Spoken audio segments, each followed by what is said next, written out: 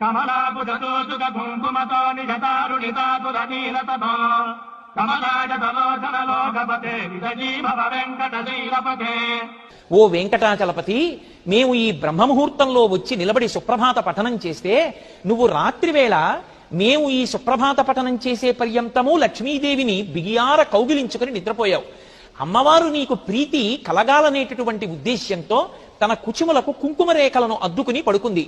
రాత్రి మా తల్లి అయినటువంటి లక్ష్మీదేవిని కౌగిలించుకుని పడుకున్నటువంటి కారణం చేత ఆమె కుచుములకు అలదబడినటువంటి కుంకుమ రేఖలు నీలమైనటువంటి వర్ణంలో ఉన్నటువంటి నీ వక్షస్థలం మీద స్పష్టంగా కనపడుతున్నాయి.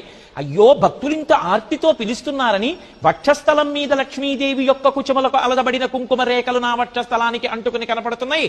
నేను దీన్ని ఉత్తరీయంతో కప్పుకుందామని కూడా చూడకుండా భక్తుల యొక్క ఆర్తితో చేసిన సుప్రభాతాన్ని విని నీవు నిలబడలేక పడుకోలేక గబగబా లేచి బయటికి వచ్చి దర్శనమి